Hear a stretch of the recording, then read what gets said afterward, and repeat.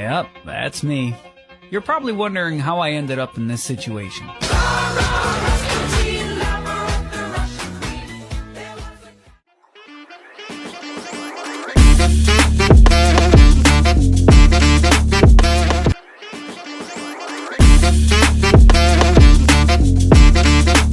Assalamualaikum warahmatullahi wabarakatuh.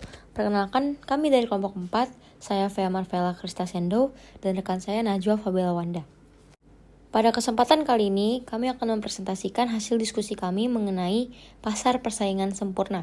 Untuk topik yang akan kami bahas, yang pertama ada pengertian pasar persaingan sempurna, yang kedua ada karakteristik pasar persaingan sempurna, yang ketiga ada permintaan dan penerimaan pasar persaingan sempurna, yang keempat ada keseimbangan perusahaan dalam jangka pendek, dan yang terakhir ada kekuatan dan kelemahan pasar persaingan sempurna. Jadi dapat dilihat pada slide ini, pengertian.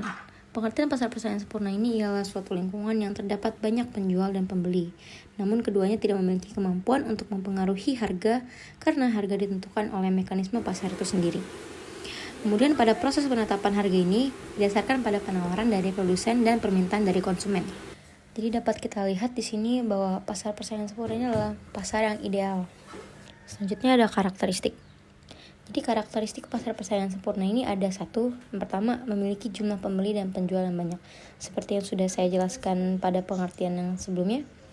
Salah satu karakteristik utama dari pasar persaingan sempurna adalah dengan adanya banyak penjual dan pembeli di pasar tersebut.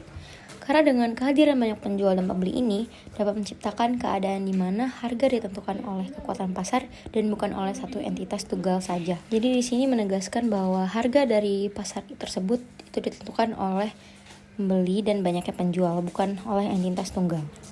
Untuk karakteristik yang kedua ada barang bersifat homogen, yang artinya pasar persaingan sempurna ini ditandai dengan adanya barang atau produk yang homogen atau seragam. Artinya produk yang ditawarkan oleh berbagai penjual di pasar ini memiliki karakteristik yang sama atau yang sangat mirip. Jadi dengan adanya karakteristik barang bersifat homogen ini, pembeli tidak dapat membedakan produk berdasarkan penjualnya. Yang ketiga ada transparansi. Karakteristik lain dari pasar persaingan sempurna ini adalah dengan adanya transparansi informasi.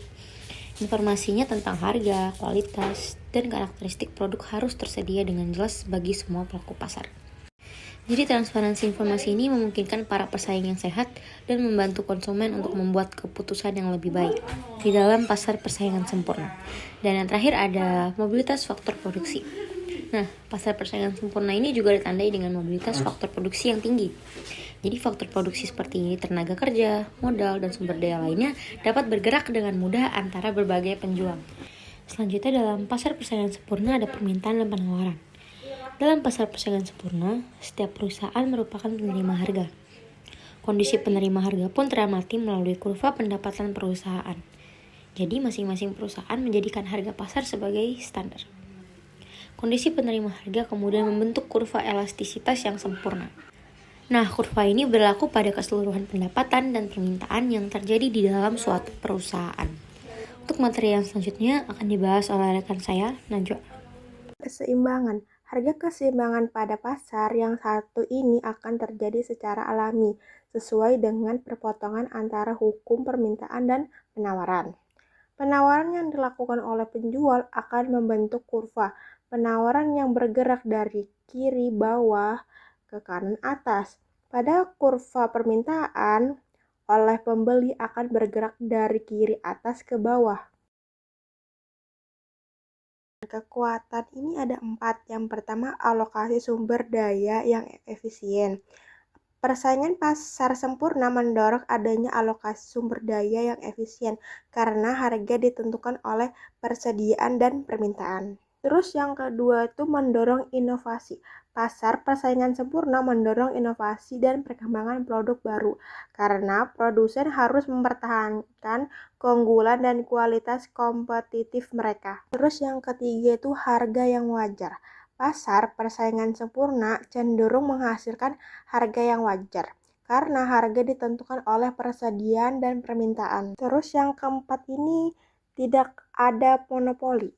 Dalam pasar persaingan sempurna tidak ada produsen tunggal yang dapat memengaruhi atau mengendalikan harga pasar sehingga konsumen dapat memiliki pilihan yang banyak dari berbagai produk dan merek. Ada juga kelemahan. Yang pertama, tidak ada keuntungan besar. Keuntungan pasar persaingan sempurna relatif kecil karena tidak ada produsen tunggal yang dapat mempengaruhi harga pasar. Yang kedua, kurangnya inovasi besar. Pasar persaingan sempurna kurang mendukung inovasi besar karena tidak ada keuntungan yang besar sehingga produsen akan mengalami kesulitan dalam membiayai inovasi besar tersebut. Yang ketiga, persaingan tidak selalu adil. Persaingan dalam pasar persaingan sempurna tidak selalu berjalan dengan adil, meskipun diasumsikan demikian. Selanjutnya kami akan menjawab pertanyaan dari kelompok-kelompok berikut. Untuk menjawab pertanyaan kelompok 13, bagaimana kurva permintaan dan penawaran membentuk harga pasar di pasar persaingan sempurna? Izinkan saya menjawab. Harga pasar terbentuk pada titik di mana kurva permintaan atau jumlah barang yang diminta itu bertemu dengan kurva penawaran atau jumlah barang yang ditawarkan. Jadi pada titik ini, kuantitas yang diminta sama dengan kuantitas yang ditawarkan agar menciptakan keseimbangan pasar. Untuk menjawab pertanyaan kelompok 12 akan dijawab oleh rekan saya, Najwa. Pertanyaannya adalah, jika dengan adanya produsen tunggal dapat menghasilkan keuntungan besar, benar atau tidak, dan berikan penjelasannya. Jawabannya, dalam pasar persaingan ini tidak ada produsen tunggal yang dominan karena terdapat banyak produsen yang menjual produk yang sama. Dan karena persaingan yang ketat, produsen tidak bisa menaikkan harga untuk mendapatkan keuntungan besar. Harga ditentukan oleh kekuatan pasar dan semua produsen adalah price taker. Akibatnya, keuntungan yang didapatkan dalam jangka panjang hanyalah laba normal, yaitu keuntungan yang cukup untuk menutupi biaya produksi tanpa keuntungan berlebihan. Jika dalam konteks monopoli sendiri hanya ada satu produsen jika dapat menguasai seluruh pasar yaitu produsen tunggal, sehingga mereka bisa mengendalikan harga karena tidak ada persaingan lain. Produsen tunggal sendiri juga dapat menaikkan dan mengurangi harga untuk meningkatkan keuntungan, maka dari itu produsen tunggal dalam konteks monopoli dapat mendapatkan keuntungan besar karena memiliki kendali penuh atas penawaran produk dan harga.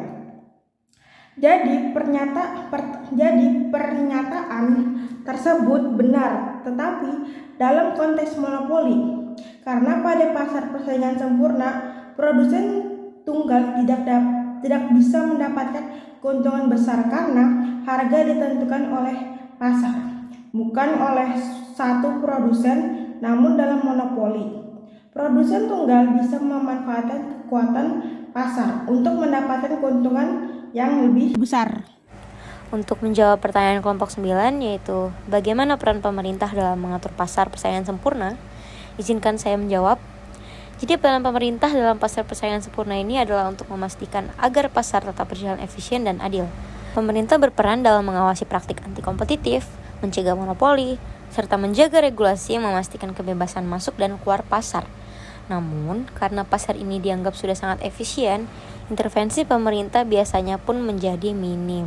Nah, selanjutnya untuk menjawab pertanyaan nomor 3, yaitu apa yang terjadi dalam jangka panjang di pasar persaingan sempurna. Dalam jangka panjang, perusahaan di pasar persaingan sempurna ini akan mencapai break-even point, di mana total revenue sama dengan total cost, karena tidak ada hambatan untuk masuk dan keluar pasar. Jika perusahaan menghasilkan laba, perusahaan baru akan masuk, meningkatkan penawaran, dan menurunkan harga sampai labanya hilang. Sebaliknya, jika perusahaan mengalami kerugian, mereka akan keluar dari pasar, mengurangi penawaran, dan menaikkan harga. Akhirnya, perusahaan hanya mendapatkan laba normal. Untuk menjawab pertanyaan kelompok 6, yaitu bagaimana peran pasar persaingan sempurna dalam perekonomian suatu negara. Jadi izinkan saya menjawab. Pasar persaingan sempurna ini berperan penting dalam perekonomian dengan mendorong efisiensi alokatif, yang dimana sumber dayanya dialokasikan secara optimal sesuai dengan penawaran dan permintaan. Ini menciptakan harga yang adil bagi konsumen, memaksimalkan kesejahteraan masyarakat, dan memastikan tidak ada monopoli yang mengendalikan pasar. Namun, inovasi dalam pasar ini cenderung terbatas karena tekanan untuk menjaga harga yang rendah. Sehingga pasar ini juga menjadi model ideal untuk mengukur efisiensi pasar lain dalam teori ekonomi. Sekian pemaparan materi dari kelompok 4 dan tanya jawab dari kelompok 4. Kurang dan lebihnya mohon dimaafkan. Terima kasih.